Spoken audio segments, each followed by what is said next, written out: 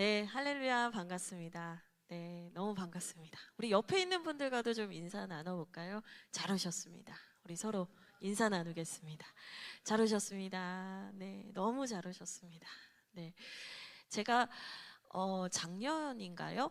예, 그 동강교회에 왔었습니다. 청년 주간 금요 기도회 때 와서 그때는 본당에서 여러분을 만났었는데요. 오늘 이렇게 아름다운 공간에서 여러분을 만나게 돼서 너무 기쁘고 감사합니다. 네, 뭔가 이렇게 뜨거운 찬양을 하고 나니까요, 목도 마르고 또 이렇게 좀 지치기도 합니다. 그러나 하나님께서 또 우리에게 영적인 새 힘은 더 충만하게 부어주실 줄 믿습니다. 오늘 하나님께서 주시는 이 말씀을 통해서 여러분들이 정말로 자유해지셨으면 좋겠습니다. 네, 정말로 자유해지셨으면 좋겠습니다. 예수님 믿는 게 행복해졌으면 좋겠습니다. 예수님 믿는 게 더 힘들다라고 말하는 이 시대에 여러분들이 정말 예수님 믿어서 행복한 세대, 행복한 청년들 되시기를 주님의 이름으로 축복합니다. 아멘. 네, 오늘 이제 제가 여러분과 좀 나누고 싶은 이야기는요.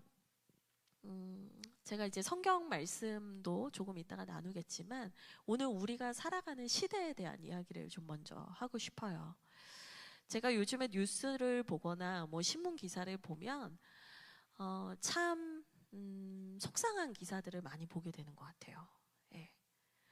사람들끼리 많이 싸우기도 하고 뭐 언제는 안 싸웠냐마는 싸우기도 하고 다투기도 하고 고소 고발이 남발되고 무엇보다도 사람이 사람을 해치고 죽이고 이유 없이 누군가를 해치고 우리가 이전에 이런 일들이 있었는가 생각이 들 정도로 끔찍하고 아픈 일들이 계속해서 연속적으로 일어나고 있는 시대를 살고 있어요.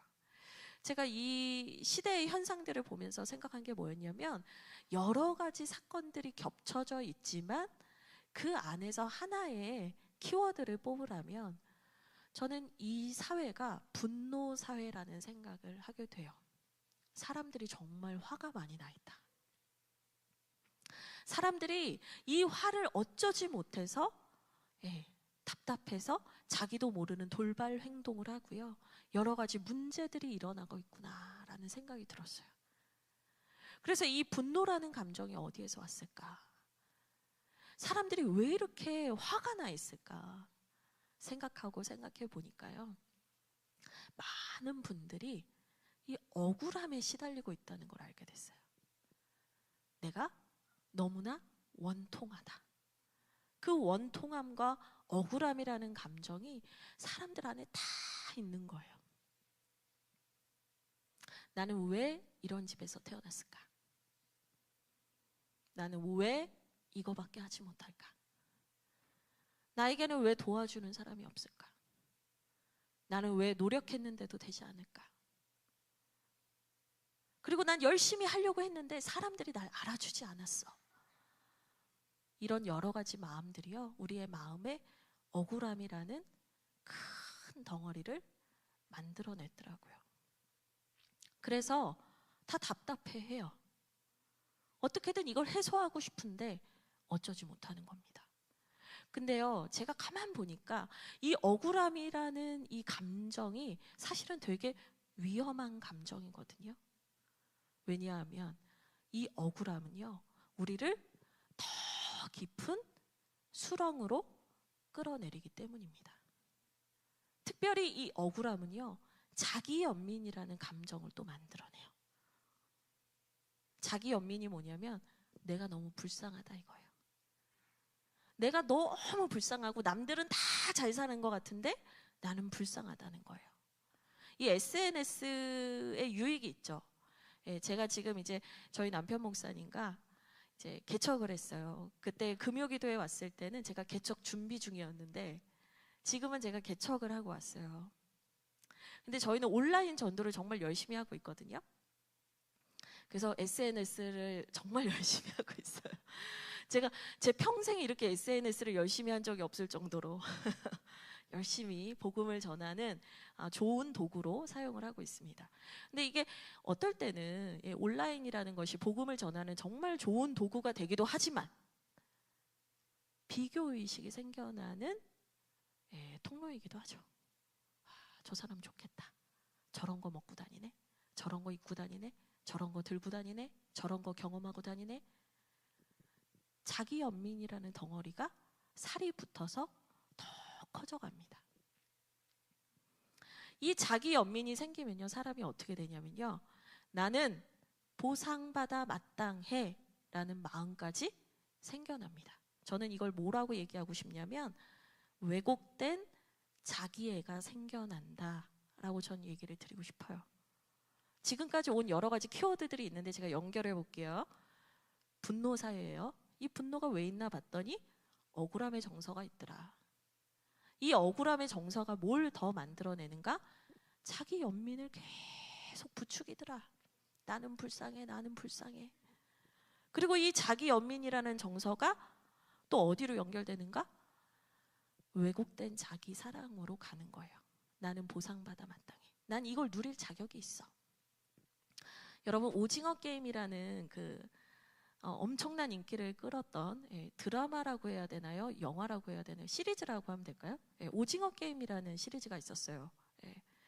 근데 그 오징어 게임이 여러분들 다 아시겠지만 인생의 벼랑 끝에 있는 사람들이요, 456억 맞나요?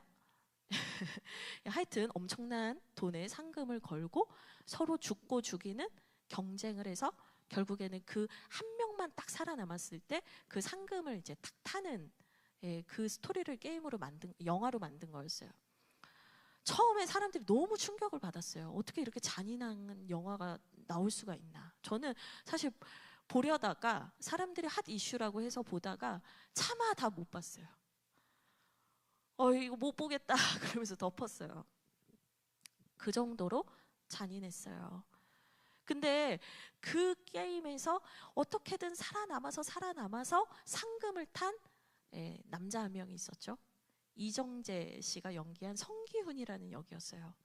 근데 이 성기훈이라는 사람이 이 상금은 탔는데 수많은 사람의 목숨값으로 받은 그 상금을 도저히 쓸 수가 없어서 너무 고통스러워하다가 이 게임을 주최한 그 깐부 할아버지를 만나게 됩니다.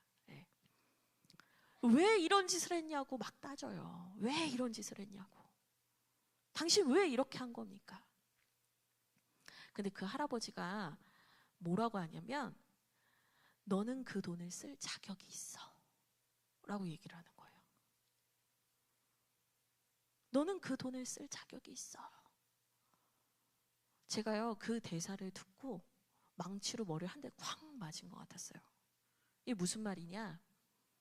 너는 그 경쟁에서 누구보다 치열하게 살아남았고 너는 어쨌거나 살아남았으니까 그 상금으로 너를 위로하고 보상할 자격이 있어. 여러분, 자기 연민이요, 왜곡된 자기애를 키워내면요, 나는 보상받아야 돼. 이 마음으로 살아가게 된다는 거예요. 근데요, 여러분, 제가 말씀드린 이 흐름이 한 번에 끝나는 게 아니에요. 이 흐름은 돌고 돕니다.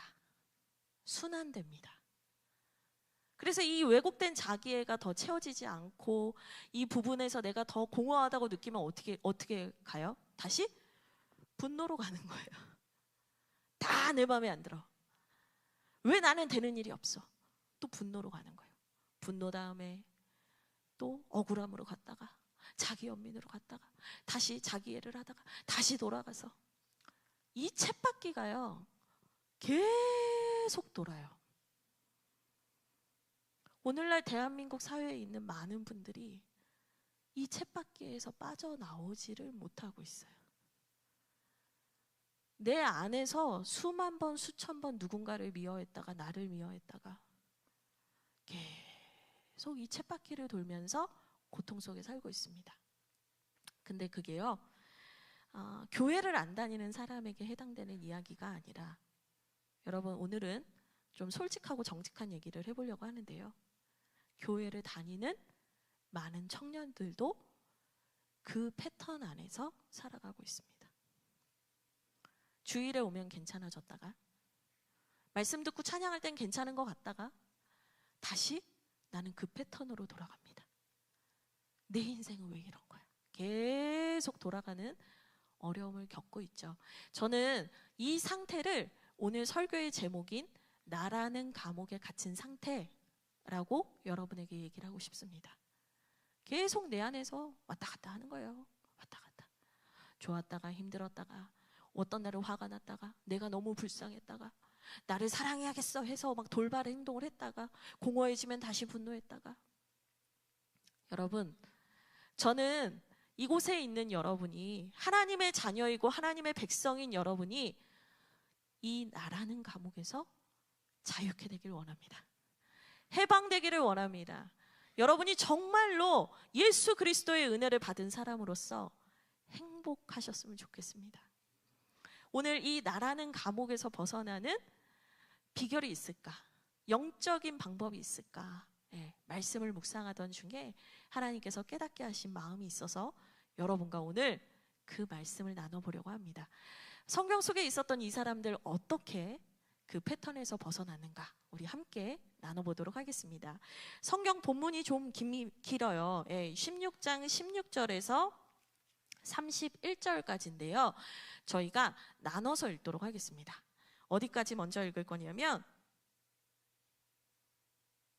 16장 16절에서 18절까지 먼저 읽도록 하겠습니다. 우리 한 목소리로 같이 읽겠습니다. 시작. 우리가 기도하는 곳에 가다가 점치는 귀신 들린 여종 하나를 만나니 점으로 그 주인들에게 큰 이익을 주는 자라. 그가 바울과 우리를 따라와 소리질러 이르되 이 사람들은 지극히 높은 하나님의 종으로서 구원의 길을 너희에게 전하는 자라 하며 이같이 여러 날을 하는지라.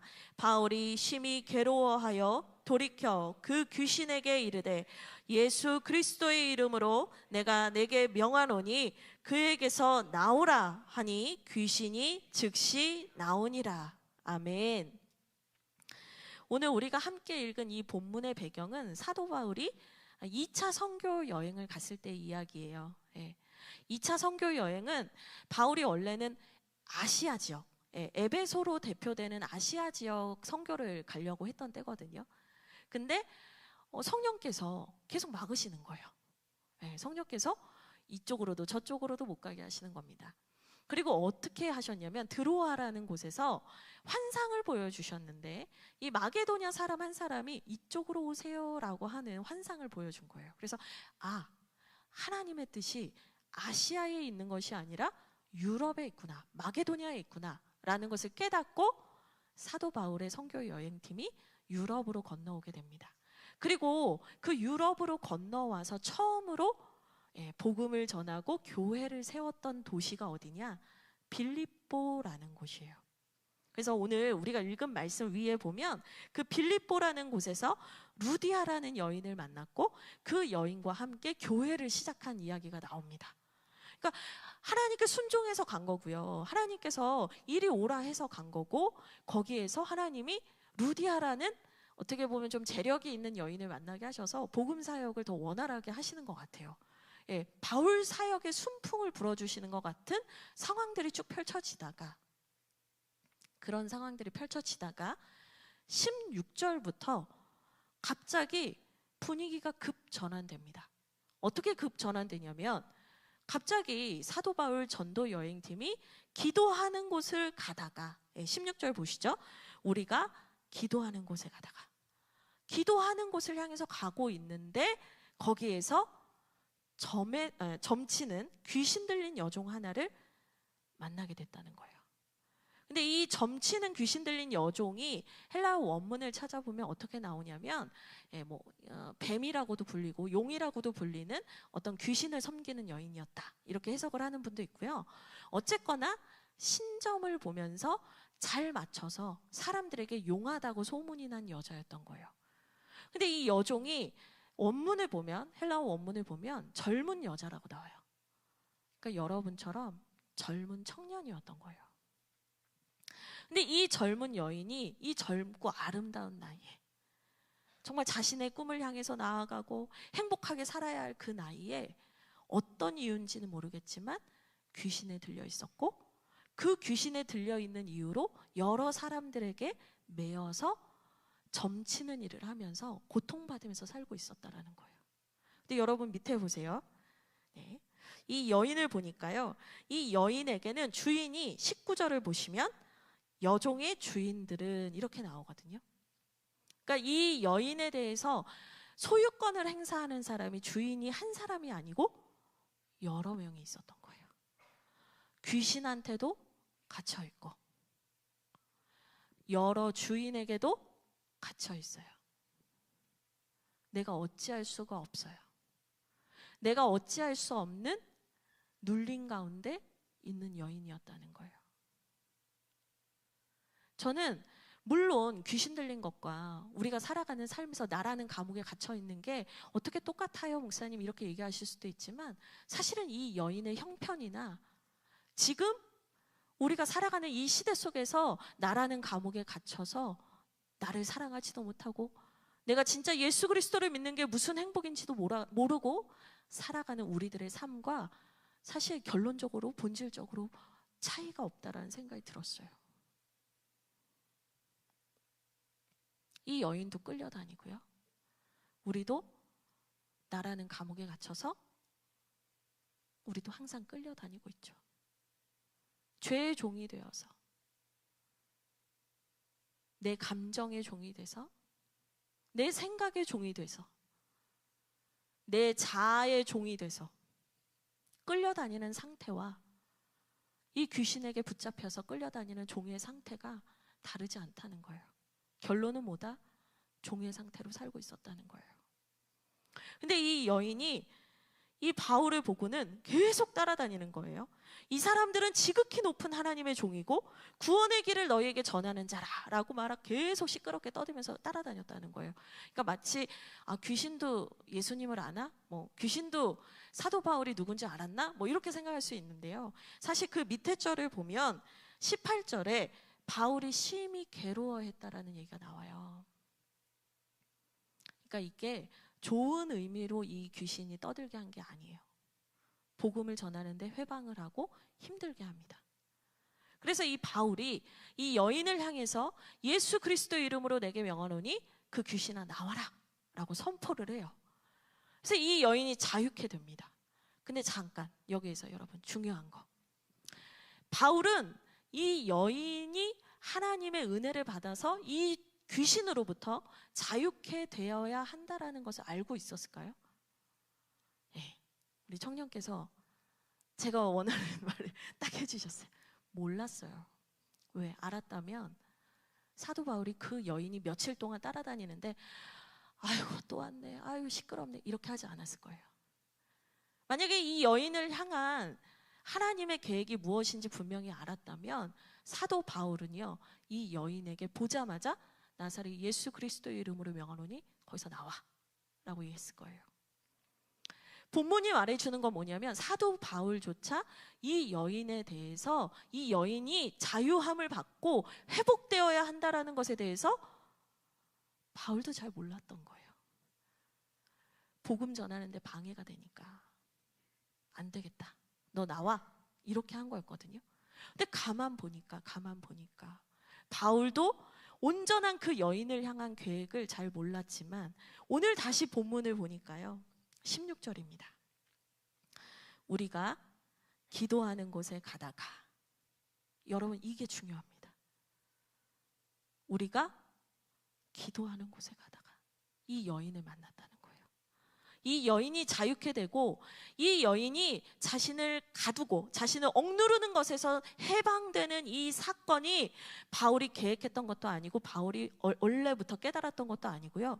그냥 우연이라는 말을 저는 사용하고 싶지 않지만 그냥 우리가 이해하기 쉽게 말한다면 우연히 기도하는 곳에 가다가 그냥 이 귀신 들린 여인이 괴롭혀서 우연히 이런 일이 벌어졌다라고 사실 바울은 생각하고 있었다는 거예요. 근데 여러분 성경은 우리가 기도하는 곳에 가다가 그 여인을 만났다라고 얘기를 해요. 제가 하고 싶은 얘기가 뭐냐면요, 이 여인을 만난 것이 바울은 몰랐지만 하나님은 만나게 하신 거예요. 그 귀신 들려서 그 주인들에게 희롱당하며 고통당하며 모욕당하며 사는 그 눌려있는 그 여인을 하나님은 구하고 싶었다니까요. 하나님은 그 여인을 살리고 싶었다니까요. 해방시키고 싶었다니까요. 이 말씀이 우리한테 가르쳐 주는 게 뭐냐면요, 여러분, 나라는 감옥에서 계속적으로 나를 학대하고 하나님을 온전히 바라보지 못하게 하는 그 나라는 감옥에서 해방될 수 있는 첫 번째 길이 뭐냐? 하나님의 전적인 은혜예요. 여러분, 내가 노력해서, 내가 어떻게든 심리치료를 받아서, 내가 어떻게든 상담을 받아서, 여러분, 그렇게 해서 우리의 상태가 나아질 수 있었다면, 그렇게 해서 내 문제가 해결될 수 있었다면, 여러분, 상담 치료하시는 분들 만나야죠. 그분들 무시하는 게 아니에요, 절대로. 근데 제가 말하고 싶은 건 뭐냐면, 그분들이 들어주실 수는 있지만 우리 알잖아요. 분명으로 이 영적인 문제에서 구원을 받을 수 있는 길은 사람에겐 없어요. 저는 제가 20대 때 이 나라는 감옥에 갇혀서 살았던 사람이에요. 안 해본 게 없었어요. 정말 모든 치유 프로그램, 뭐 애니어그램, 가족 치유, 마음 치유, 기도 캠프, 영성 캠프. 근데 제가 돌아보니까 제가 그게 목회할 때 도움이 되긴 했어요. 제가 정말 그 바닥까지 가면서 그 답을 찾으려고 막 이거저거 찾아다녀 봤거든요. 근데 결론은 뭐였냐면 그걸로 제 인생이 달라지지 않았다는 거였어요. 그럼 정말 우리에게 필요한 건 뭐냐면 하나님의 은혜예요. 하나님의 은혜가 아니고서는 우리는 해방될 수 없어요. 하나님의 은혜가 아니고서는요, 내가 그걸 스스로 깰 수가 없더라고요. 이 여인의 이야기를 보면서 사실은 그냥 지나갈 여인이에요. 그냥 바울을 곤란하게 만든 귀신 들렸던 여종 정도로 우리는 알고 있었을 거예요. 근데 여러분, 바울을 곤란하게 하려고 했던 이 여종, 무명의 여종 하나가 사실은 하나님께서 만나게 하신 여인이었다니까요. 살리시려고요. 구해주시려고요. 만나게 하신 거예요. 하나님은 나에게 관심 없겠지? 여러분, 하나님은 여러분을 그렇게 아무렇게나 대하시는 분이 아니거든요. 우리는 그냥 무명의 한 사람 정도라고 생각할 수 있지만 주님은 그 여인을 구원해 주고 싶으셨어요. 그리고 이제 많은 분들이 무슨 얘기를 하냐면, 오늘 제가 3명의 사람에 대한 이야기를 나눌 텐데, 지금 갑자기 빌립보 교회를 세우던 얘기가 막 나오다가 갑자기 귀신 들린 여종 얘기 왜 나온 거야? 막 이렇게 생각할 수 있잖아요. 아, 교회가 세워지는 데는 고난이 있대. 아, 고난을 이겨내야 교회가 잘 세워진대. 저 지금 그 얘기 하려는 게 아니고요. 사실 여기에서 제가 지금 한 명 얘기했지만 앞으로 얘기하게 될 더 뒤에 있는 사람들 얘기를 하면서 무슨 얘기를 하고 싶냐면, 사실 이 여인과 다음에 나올 사람들이 다 후에 빌립보 교회의 성도가 된 사람들인 거예요. 그냥 바울의 순환사를 얘기한 게 아니고 여기에서 치유받고 회복된 사람들이 결국엔 빌립보 교회의 구성원이 된 거예요. 나라는 그 감옥에서 벗어나서 예수 그리스도의 이름으로 회복되고 치유되고 그 예수의 이름 때문에 새 삶을 살게 된 그 사람을 그 교회로 부르신단 말이에요. 교회는 다 병자예요, 병자. 여러분, 제가 목회를 하면서 느끼는데요. 교회는 다 병자예요. 저도 병자였어요. 근데 어떤 병자냐? 예수님 때문에 치유된 병자들이 모인 곳이에요. 그렇게 이 여종 한 명도 이 빌립보 교회의 사람이 됐을 거라고 이제 성경을 해석하시는 분들은 얘기를 하곤 합니다. 그래서 여튼 이 여인은 치유함을 받았어요. 그렇죠? 그 치유함 받은 비결 하나 정리하고 넘어갈게요. 비결이 뭐였죠? 전적인 은혜가 필요하다. 그 얘기를 드렸습니다. 이제 그 여인은 자유케 됐는데 문제는 이 여인을 통해서 돈을 벌던 사람들은 화가 났겠죠. 돈을 꽤 많이 벌었던 것 같아요. 그러니까 내 수익이 끊겼다, 내 소망이 끊겼다라고 하면서 바울에 대해서 모함을 하기 시작합니다. 우리 19절부터 몇 절까지 읽을 거냐면요, 22절까지 읽도록 하겠습니다. 19절부터 22절 같이 읽겠습니다. 시작.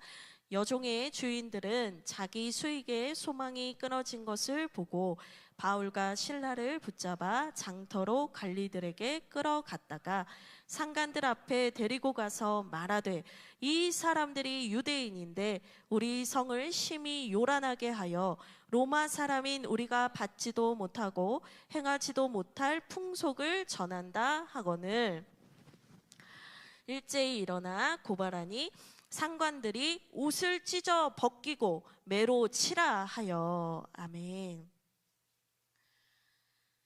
네, 이 일로 인해서 이 여종은 자유함을 얻기는 했는데요, 바울은 끌려가서 매를 맞고 그리고 이제 감옥에 갇히는 상황이 됩니다.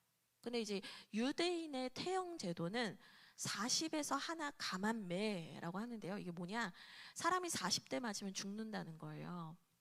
근데 40대에서 한 대를 빼고 39대를 때리는 게 유대인의 태형 방법이었어요.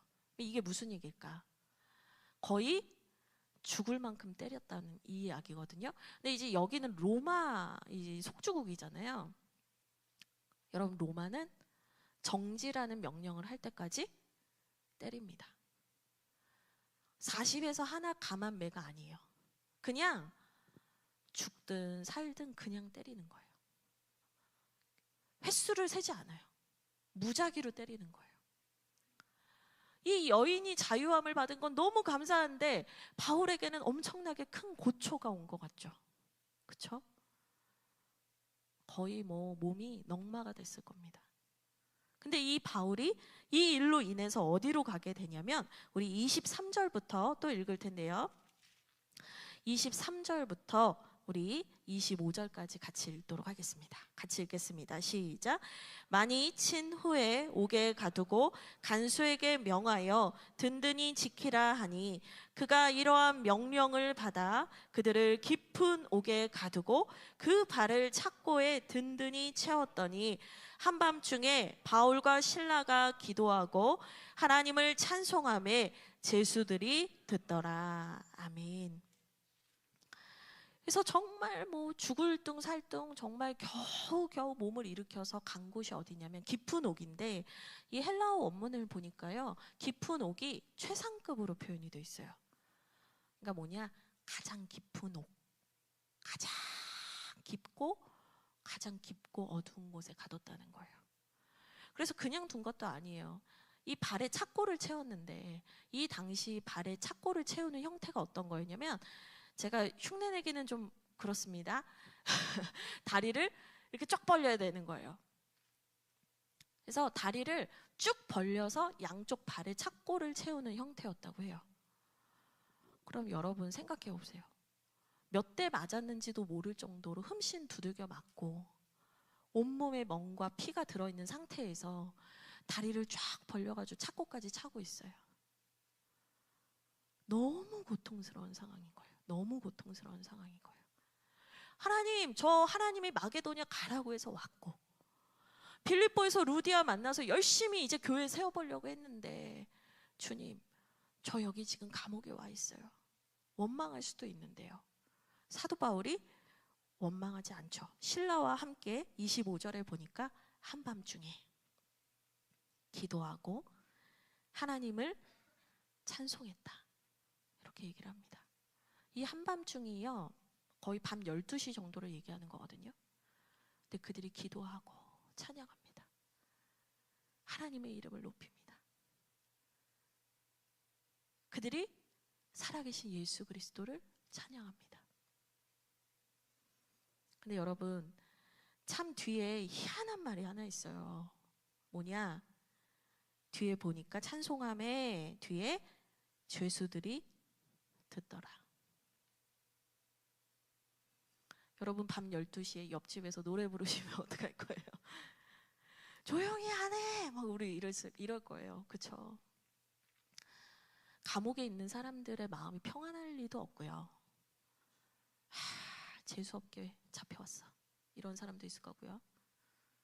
억울한 사람도 있을 거고요. 그래, 뭐 내가 나쁜 짓 했지. 뭐 별의별 사람이 다 있을 거예요. 근데 어쨌거나 우리가 생각할 때 이 감옥이라는 곳에 갇혀 있는 사람들이 좋은 사람일 거라고 별로 생각이 안 들죠.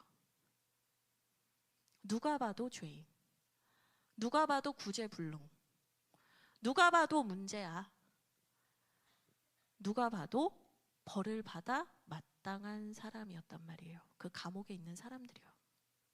근데 유일하게 죄가 없는데 잡혀온 사람이 있어요. 그게 바울과 실라였어요. 하나님이 왜 그들을 거기에 힘들게 매까지 맞아가지고 거기 보내셨는가? 제가 확신하는 하나, 하나님께서는 그 감옥에 있는 죄수들에게 복음을 듣게 하시려고 바울과 실라를 보낸 거예요. 바울이 기도하고 찬양하면서 그들이 믿는 하나님 예수 그리스도, 그분의 구원, 그분의 복음 노래하고 찬양하고 감사하고 기뻐했을 거예요. 오늘 여기서 죄수들이 듣더라 했는데, 이 듣더라가 헬라어 원문을 보니까 그냥 듣다가 아니에요. 기뻐하며 들었다는 뜻이에요. 오밤중에 갑자기 누군가가 막 노래하고 막 기도하고 하는데 좋아할 사람이 있을까요, 없을까요? 아무도 없어요. 아, 거 잠 좀 잡시다 해야 하는 게 맞단 말이에요. 근데 기뻐 들었대요. 기쁜 소식, 복음을 들은 거예요. 여러분, 제가 여러분께 오늘 두 번째 이야기를 합니다. 정말 철저하게 죄에 갇혀, 나라는 감옥에 갇혀 있는 사람이 자유케 되는 두 번째 방법입니다. 복음을 들어야 합니다. 여러분, 복음을 들어야 돼요. 복음만이 여러분 살리는 거예요. 요즘에 왜 교사가 아동을 학대하는 거냐, 훈육하는 거냐, 이걸로 우리나라가 되게 뜨거워요. 그렇죠? 우리 아이한테는 부정적인 얘기, 나쁜 말 하지 말라고 이렇게 얘기를 한대요. 많은 분들이. 내 아이의 마음을 읽어달라고 한대요. 근데 이게요, 교회에도 들어와 있어요. 목사님, 저 그냥 위로해 주세요. 이런 분들 되게 많아요. 물론 힘들고 지칠 때 와서 울고 기도하고 위로받고 교회밖에 없어요. 근데 여러분, 복음을 들어야 할 때도 있는 거예요. 듣기 싫어요, 때로는. 복음이 뭐냐? 내가 죄인이다. 그리고 예수 그리스도께서 나 같은 죄인을 위해서 죽으셨고 피 흘리셨다. 그분의 보혈 흘리셔서 나 구원하셨다. 내가 이제 그분만 믿으면 내가 이제는 하나님의 자녀가 되고 내가 예수 그리스도의 그 부활을 함께 누리는 하나님의 백성이 된다. 이게 복음이거든요.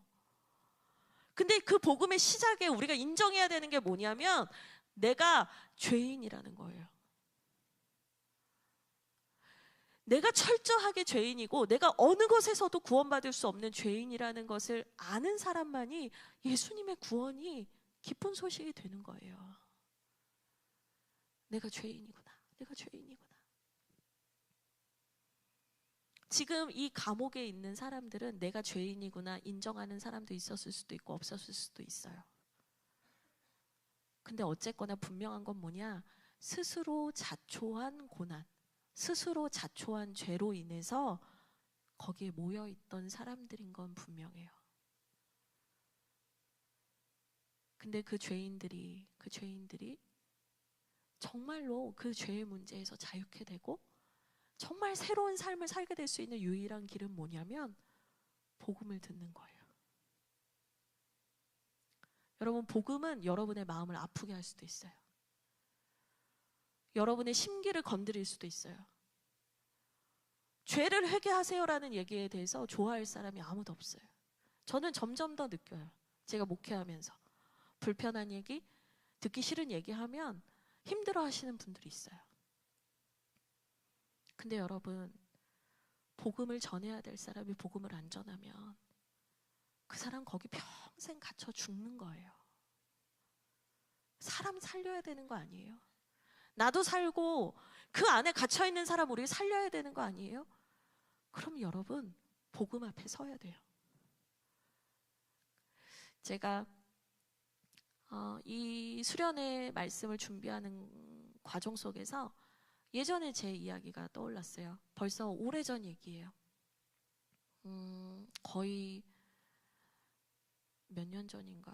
한 17, 18년 전 얘기예요. 근데 제가 새카맣게 입고 있다가 하나님께서 떠올려 주셨구나라는 걸 알았어요. 뭐냐면 제가 지방에 갈 일이 있었어요.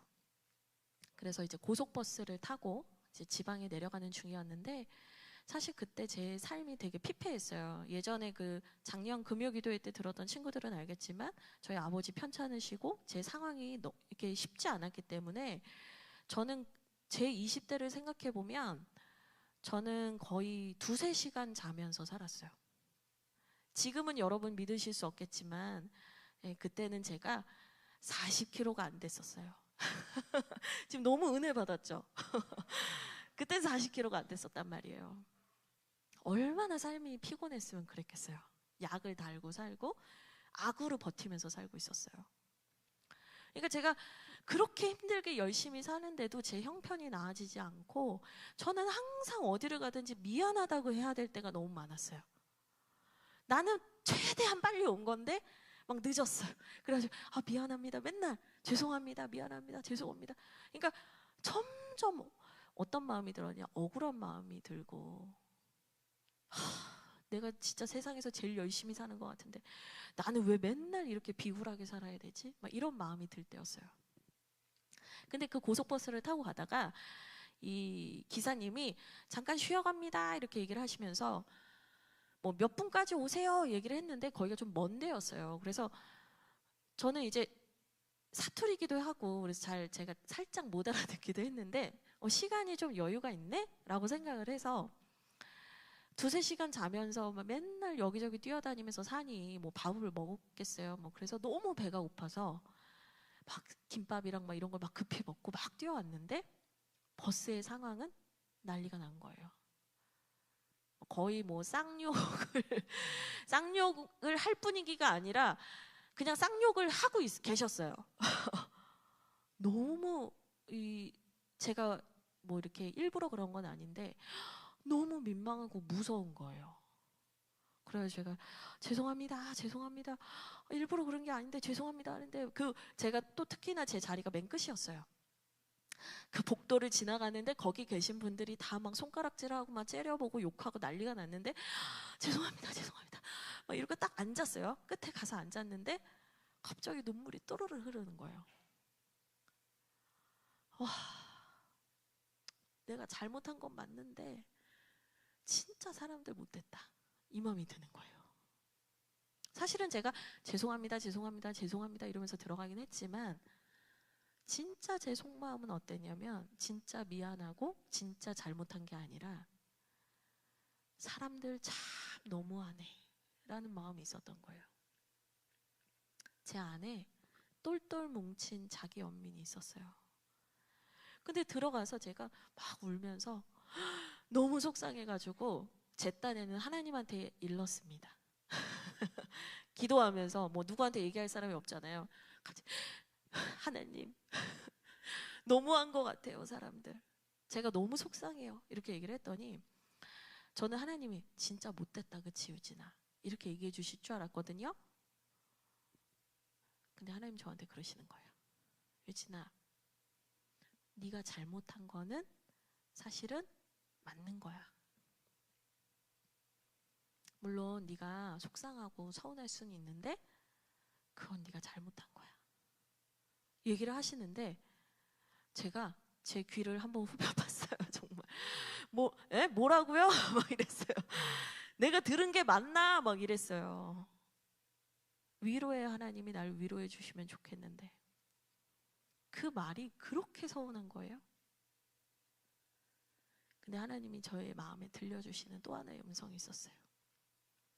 뭐였냐면 하나님께서 저에게 그러시더라고요. 유진아, 여기에 있는 사람 중에는 총각을 다투는 사람도 있었을 거야. 몸이 아픈 사람도 있었을 거야. 정말 급하게 가야 하는 사람들이 있었을 거야.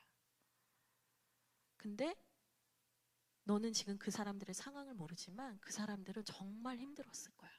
얘기를 해주시는데요. 제가 깜짝 놀랐어요. 제가 그때 제 상태를 말씀해 드리는 거예요. 내가 너무 지치고 힘들고 내가 너무 어렵게 산다라고 생각했기 때문에 그 상황에서요, 제가 사람들이 저한테 뭐라고 한 거에 대해서 입으로는 죄송하다고 했지만 제 마음에서는 자기 연민에 쌓여 있었고 응어리를 품고 있었단 말이에요. 근데 하나님이 그거를 드러내신 거예요. 그때 하나님이 저에게 가르쳐 주신 게 있어요. 여러분, 너무 중요한 얘기예요. 하나님이 저에게 가르쳐 주신 게 뭐였냐면 내가 열심히 산 것과 내가 잘못한 거를 분리해야 한다는 걸 가르쳐 주셨어요. 여러분, 우리가 내가 누구보다 열심히 살았다라는 그 생각 때문에요, 내 잘못에 대해서 내가 얼마나 많이 두둔을 하면서 사는지 몰라요. 하나님, 저 어쩔 수 없었잖아요. 저 이 정도면 진짜 잘한 거잖아요. 하나님, 저 정말 저 사람보다 진짜 최선을 다해서 하나님께 최선을 다했거든요. 섬겼거든요. 근데 여러분, 우리가 그렇게 연민에 빠져서 그렇게 생각을 하다 보면은요, 어느 순간 열심히 한 것을 주장하면서 내가 잘못한 걸 점점 합리화하기 시작해요.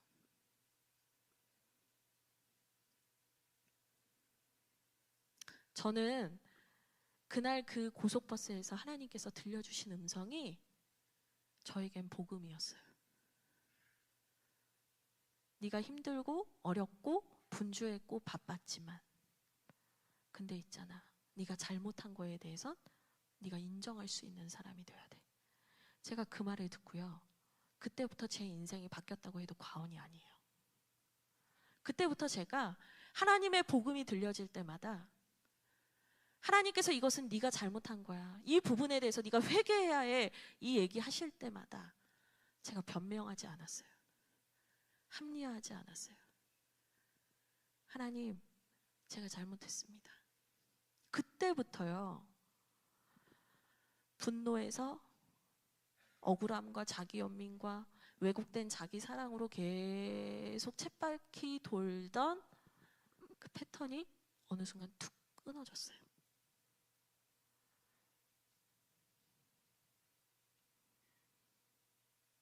지금 이 감옥에 있는 죄수들,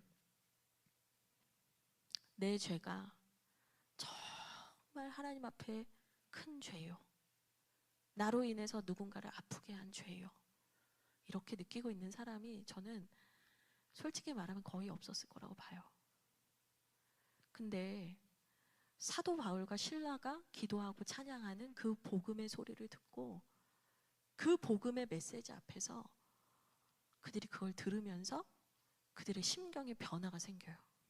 어떻게 생기냐, 우리 같이 볼게요. 26절에서 28절까지 읽도록 하겠습니다. 26절에서 28절 함께 읽겠습니다. 시작. 이에 갑자기 큰 지진이 나서 옥터가 움직이고 문이 곧 다 열리며 모든 사람의 매인 것이 다 벗어진지라. 간수가 자다가 깨어 옥문들이 열린 것을 보고 죄수들이 도망한 줄 생각하고 칼을 빼어 자결하려 하거늘 바울이 크게 소리 질러 이르되 네 몸을 상하지 말라, 우리가 다 여기 있노라 하니. 지금 25절에서는 뭐라 하냐면 죄수들이 그것을 기쁘게 들었다, 여기까지 나왔거든요. 근데 그 사이에 이 찬양과 감사와 이 기도와 복음의 선포가 일어나면서 이 바울을 묶고 있던 착고가 풀려지고 감옥 문이 열리고 지진이 나면서 이 결박하고 있던 것들이 다 풀어지는 역사가 일어난 거예요. 그러니까 사람들이 뭐에 주목을 하냐면, 와, 하나님은 역시 기적의 하나님이시다. 하나님은 역시 역전의 하나님이시다. 지진을 일으키시고 감옥 문을 여신다. 우리는 사실 그거에 주목을 하는데, 제가 볼 때 더 큰 기적은 뭔지 아세요? 그 죄인들이 도망가지 않고 거기에 같이 다 있었다는 거예요. 여러분, 죄인들이 복음을 듣고 도망갈 수 있는 기회가 있었음에도 도망가지 않고 그 자리에 있었다는 게 뭘 얘기하는 거냐면, 그들이 이제는 자기의 잘못을 인정하고 자기의 자리를 떠나지 않았다는 걸 얘기해요. 여러분, 이거 엄청난 거예요. 이제는 내가 그 하나님 앞에서, 사람들한테는 막 나 아니라고 합리화할 수 있지만 하나님 앞에서 내가 죄인인 걸 알게 된 거예요. 그러니까 그 감옥에서 나갈 수가 없는 거예요. 죄인 중에 괴수인데 이제는 내가 그 옥을, 문이 열려있든 어떻든 나가지 않는 거예요. 내가 스스로 나에게 면죄부를 주는 게 아니라 하나님의 은혜가 임할 때까지, 하나님의 사심이 있을 때까지 그 자리에 있는 거예요. 여러분, 복음의 메시지가 선포될 때 우리 안에서 회개가 일어나요. 사도행전 2장을 보면 베드로가 그 오순절 사건 이후에 막 복음을 얘기해요. 근데 무슨 얘기를 하냐면, 사람들이 그 설교를 듣고 마음에 찔림이 있어. 그럼 우리가 어떻게 해야 되겠습니까? 여러분, 복음은 정확하게 예리하게 우리의 문제를 후벼 파요. 그래서 아파요. 어떨 땐 서러워요. 서운해요. 근데 여러분, 정확한 복음의 메시지, 예수 그리스도가 죄인인 나를 위하여 죽으셨다, 그 복음의 메시지가 내 심장에 박혀야 여러분, 그때부터 새로운 일들이 시작이 되는 거예요. 이 죄수들에게 그 일이 시작됐어요. 저는 갑자기 죄수들이 듣더라 이런 얘기 왜 남겼나 했어요. 클라이막스는 이제 로마 간수 나와야 되잖아요. 여기 있는 죄인들이 우리가 뭐 집중이나 하는 사람들이었나요? 그냥 읽고 넘어가는 사람이었잖아요. 근데 지금 여기에서 죄수들이 들었고 그들이 문이 열렸음에도 도망가지 않았다. 그 얘기를 하는 건 뭐냐면, 그들이 복음을 만났다는 거예요. 아마도 그들도 빌립보 교회의 성도님이 되셨을 것 같아요. 첫 번째, 아까 여종 얘기했죠? 전적인 하나님의 은혜가 필요하다. 두 번째, 복음 앞에 회개하는 것이 필요합니다. 여러분, 회개가 나쁜 게 아니에요. 열매를 맺으려면 꽃이 펴야죠. 여러분, 회개는 꽃이에요. 회개 없이 우리는 자유와 해방과 치유를 경험할 수 없어요. 여러분, 제가 이 얘기를 하면서도, 목사님, 저는 위로가 먼저 필요해요 라고 말하는 분이 있을 수 있어요. 아니요, 회개가 먼저예요. 제가 그 고속버스를 타고 오는 날 펑펑 울면서 주님 앞에 회개했어요. 주님, 제가 잘못했어요. 주님, 제가 그렇게 저를 변호하면서 제가 누군가한테 그렇게 이기적인 사람으로 살면서도 저는 피해자라고 생각하면서 살았어요. 주님, 잘못했어요. 여러분, 그때부터 제가 신앙만 바뀌었을까요? 아니에요. 제 인생 자체가 바뀌었어요. 꼬여있고 왜곡돼 있고 골마 터져 있는 제 내면에 주님께서 새 생명을 불어넣기 시작하셨어요. 그리고 이 안에서도 그 일이 있었던 거죠. 그리고 나서 우리가 만날 세 번째 사람이 드디어 나왔죠. 예. 간수가 27절에, 우리 27에서 31절 같이 읽고 말씀 이어가겠습니다. 같이 읽겠습니다. 간수가 자다가 깨어 옥문들이 열린 것을 보고 제수들이 도망한 줄 생각하고 칼을 빼어 자결하려 하거늘 바울이 크게 소리질러 이르되 네 몸을 상하지 말라 우리가 다 여기 있노라 하니 간수가 등불을 달라고 하며 뛰어들어가 무서워 떨며 바울과 실라 앞에 엎드리고 그들을 데리고 나가 이르되 선생들이여 내가 어떻게 하여야 구원을 받으리이까 하거늘 이르되 주 예수를 믿으라 그리하면 너와 내 집이 구원을 받으리라 하고. 아멘. 이제 바울이 만나는 세 번째 사람이 등장을 해요.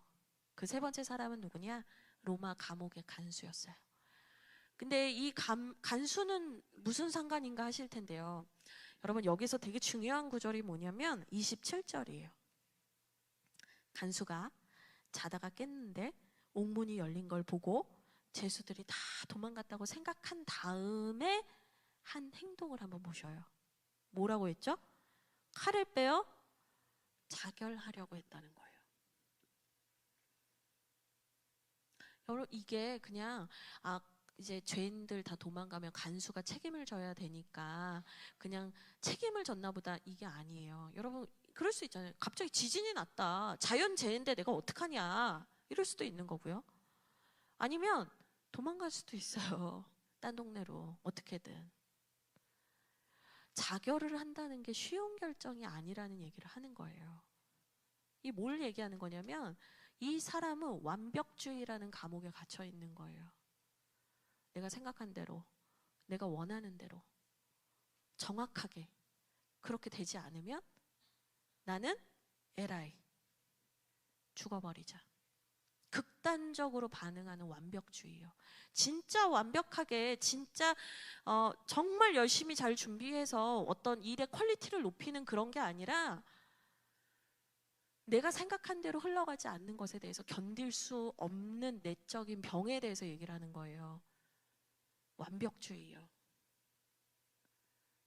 젊은 사람들이 요즘에 무슨 말을 되게 많이 하냐면 이번 생은 망했다 뭐 이런 말 많이 써요. 이번 생은 망했다 그렇게 얘기하면 즐거운 거 아니잖아요. 사실은 잘하고 싶었던 거잖아요. 사실은 정말 내가 원하는 대로 잘해보고 싶었던 거잖아요. 근데 그게 안 되니까 그냥 망했대요. 막 살재요. 대충 살재요. 그냥 나를 위해서 즐기면서 살재요. 여러분 이 완벽주의는 항상 극단적인 선택을 유도해요. 이걸 어떻게 회복할 수 있을까? 이걸 어떻게 해결할 수 있을까? 그런 거 생각 안 해요. 에이 아니면 마라. 여러분 관계 가운데도 그런 마음 가지실 때 많지 않아요? 아니면 그냥 절교해. 안 만나면 돼. 안 보면 돼. 저 사람 안 보면 되지 뭐. 그냥 너는 너대로 나는 나대로 그냥 한 교회 왔다 갔다 한다 생각하자. 뭐 우리 이런 극단적인 생각할 때도 많고요. 내 삶에 대해서도요. 저는 여기서 문자적인 자결만 얘기하려고 하는 게 아니에요. 여러분 마음속으로 얼마나 죽고 싶다는 생각 많이 하면서 사세요? 차마 교회에서는 얘기할 수 없지만 그냥 죽어버리고 싶다. 다음 날로 난 뜨고 싶다.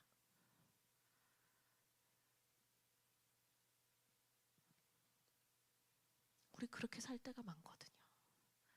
내가 감당할 수 없고 해결할 수 없는 문제에 직면하면 우린 그냥 죽어버리자. 끝내버리자. 너무나 쉽게 말해요. 근데 여러분 사도 바울과 실라를 보세요. 지금 끝장난 것 같은 사람은 사도 바울과 실라예요. 죽을 만큼 맞고 언제 감옥에서 풀려날지도 모르잖아요. 근데 바울과 실라는 자결을 하려고 하거나 빨리 죽여달라고 하거나 하지 않았단 말이에요. 하나님이 허락하신 생명을 마음 다해 찬양했단 말이에요.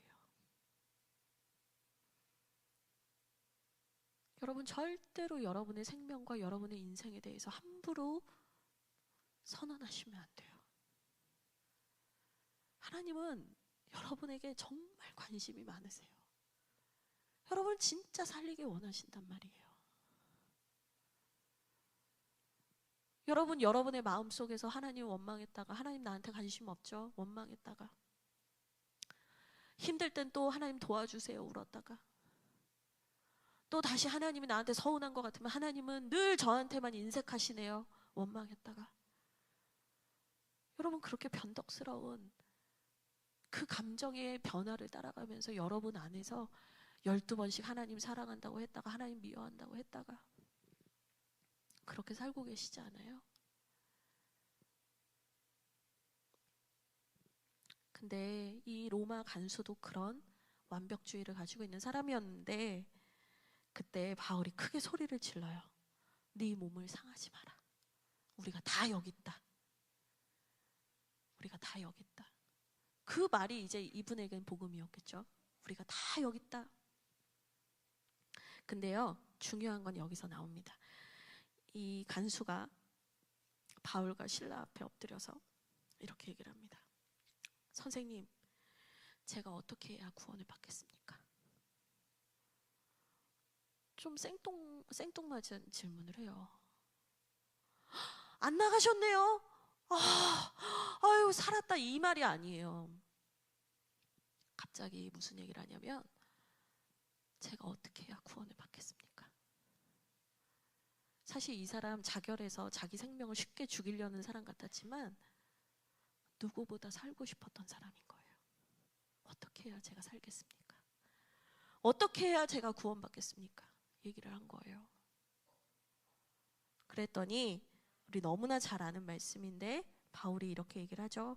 주 예수를 믿으라. 그리하면 너와 내 집이 구원을 받으리라. 여러분,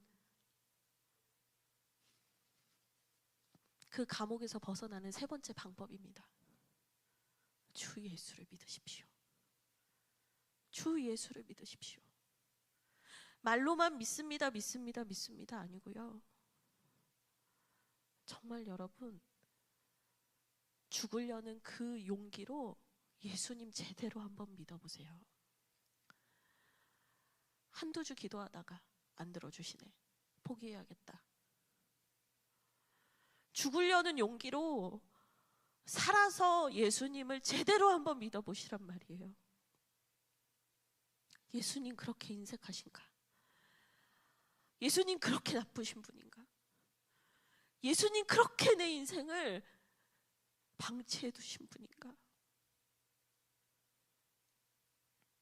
오히려 그 반대 아니었습니까?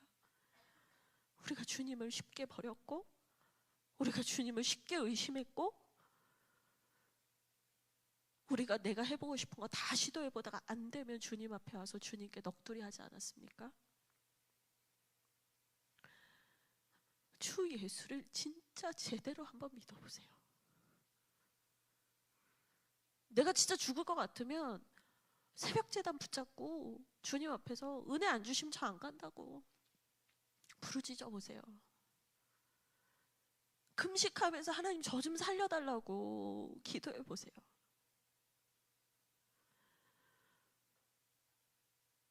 여러분 죽겠다는 그 말보다 더 중요한 게 뭔지 아세요? 주님 저 좀 살려주세요. 그 말이에요.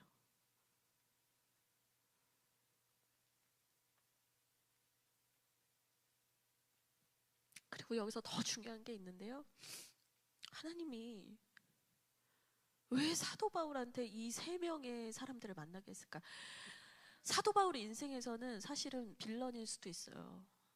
근데 이 여종, 귀신 들렸던 여종, 감옥의 죄수들, 로마 간수 다 바울이 만난 사람이잖아요. 왜 만나게 하신 거야? 보면 사실은 바울이 그런 사람 같았거든요. 그 귀신 들렸던 여종처럼 죄의 종이 되어서 내가 믿는 신념에 갇혀서 막 여기저기로 다녔던 사람이거든요. 정말 예수님을 믿는 사람들 박해하고 핍박해서 죽어 마땅한 사람이었거든요. 감옥에 갇혀야 되는 죄인 중에 괴수였단 말이에요. 로마 간수처럼 완벽하고 철저한 자기의 열심으로 살았던 사람이에요. 근데 그가 전적인 은혜를 경험했고 복음을 알게 됐고 간절함으로 살고 싶다고 주 예수를 믿는 그 부르짖음을 경험했다는 거예요. 주님이 왜 그들을 만나게 했는가?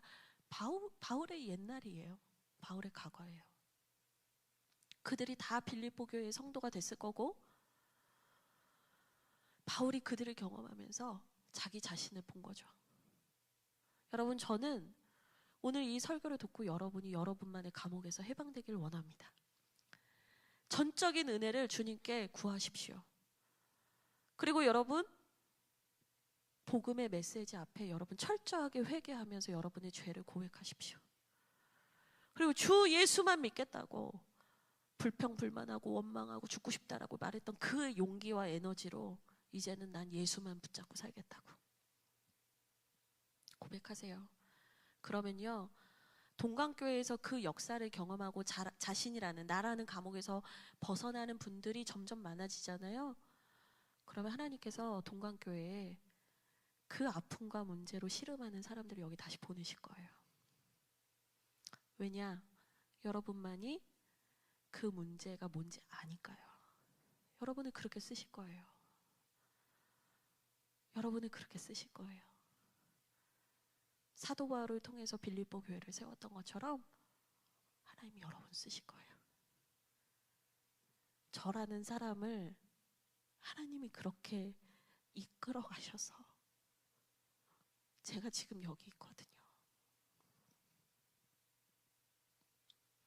여러분, 우리 하나님은 그렇게 작지 않아요. 여러분이 그 나라는 감옥에서 나오시잖아요. 와, 하나님이 이렇게 크신데 내가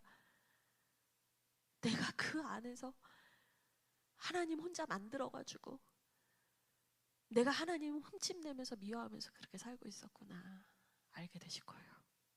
여러분, 여호와를 맛보아 알지어다. 주님을 정말로 만나시고 경험하시기를 원합니다. 우리 함께 찬양할 텐데요, 우리 이 시간 같이 기도하기를 좀 원합니다.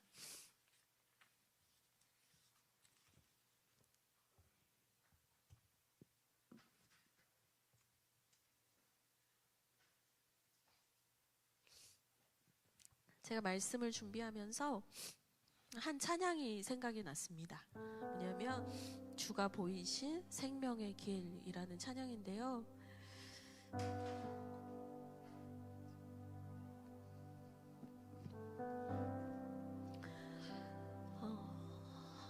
여러분의 인생을 아시는 분은 주님밖에 없거든요. 정말 여러분 살려주실 분 예수님밖에 없거든요. 오직 그가 아시나니, 그분이 나를 단련하신 후에 나를 정결하게 하시고 나를 회복하신 후에 그분이 나를 정금같이 만드실 것입니다. 그리고 우리의 인생을 통해서 많은 생명을 살리는 길로 인도해 주실 것입니다. 우리 함께 찬양하면서 우리의 마음을 함께 고백하기를 원합니다. 우리 먼저 같이 찬양할게요.